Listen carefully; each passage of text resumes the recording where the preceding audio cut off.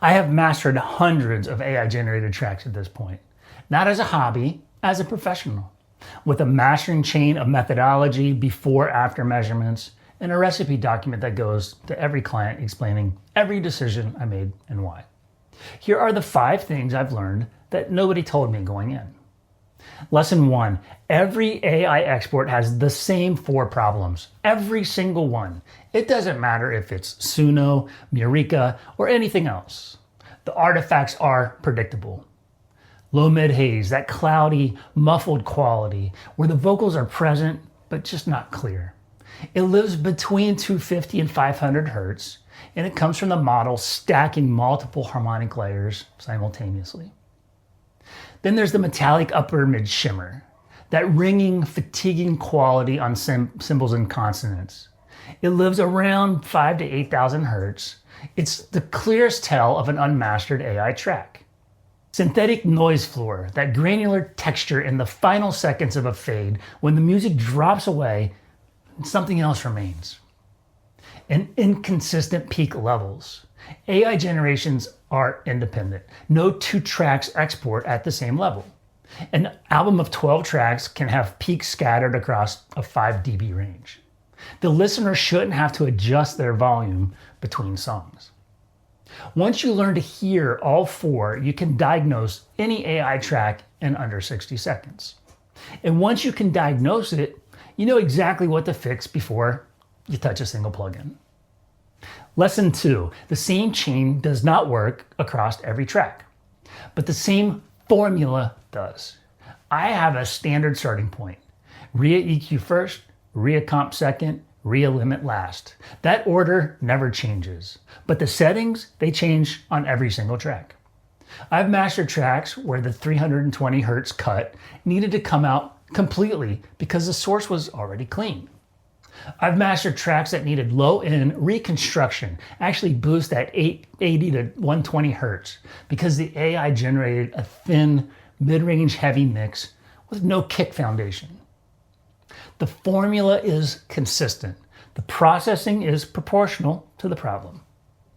That's the difference between mastering and running a preset. Presets don't listen. You do. Lesson 3, ReaFIR is the most underused plugin in AI music mastering. Nobody talks about this one, but every AI export I've ever worked with has had it. The synthetic noise floor in the tail. The instinct is to run noise reduction on the full track. Don't. Applied noise reduction globally damages the harmonic detail. The music sounds processed, dull, hollowed out. The right move is localized item FX. Split the audio item at the point where the noise begins. Apply ReaFIR only to the tail section. Set it to subtract mode. Capture the spectral fingerprint of the noise. Let it subtract. Crossfade the transition so the split point is completely inaudible. The music stays untouched. The tail gets cleaned. That is surgical mastering. That's what separates professional results from automated results. Lesson 4, mastering can't fix a bad generation, but it reveals which ones are actually good. I've had tracks come in that sounded great in headphones and fell apart the moment I put a loudness meter on them. Clipping at 0 dB, luff scattered across a 4 LU range, dynamic range so compressed the track had nowhere to go emotionally.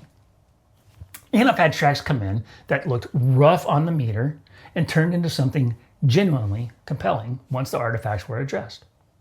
The mastering process is diagnostic. You find out what you actually have. Some tracks need a full surgical chain. Some need almost nothing. Just level alignment and subtle tonal shaping for album cohesion. The cleanest track I've ever mastered needed 3 plugins and 15 minutes. The hardest needed 6 and 2 hours. The meter doesn't tell you which is which. Your ears do. Lesson 5, the recipe matters as much as the master.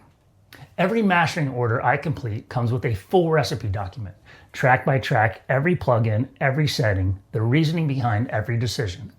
Not because clients need to replicate it, because understanding what happened to your track makes you a better director the next time you generate one. When you know that a track needed ReaFIR because the AI ran out of musical material and filled the silence with predicted harmonic content, you start generating differently. You build more intentional endings. You use Suno's structure tool to give the model a place to land. Mastering teaches you to generate better. The recipe closes the loop. That's what hundreds of mastered AI tracks has taught me. The same 4 problems, the same formula, surgical tools applied locally, honest ears over meters, and a recipe that makes you smarter, not just better sounding. If you want to learn the full mastering chain, every plugin, every setting, the full diagnostic workflow, that's exactly what Unlock ReaFIR Mastering AI Music covers. It's in Red Lab Access or $8.99 at jgbslab.com. Stop uploading raw exports. Start finishing the job.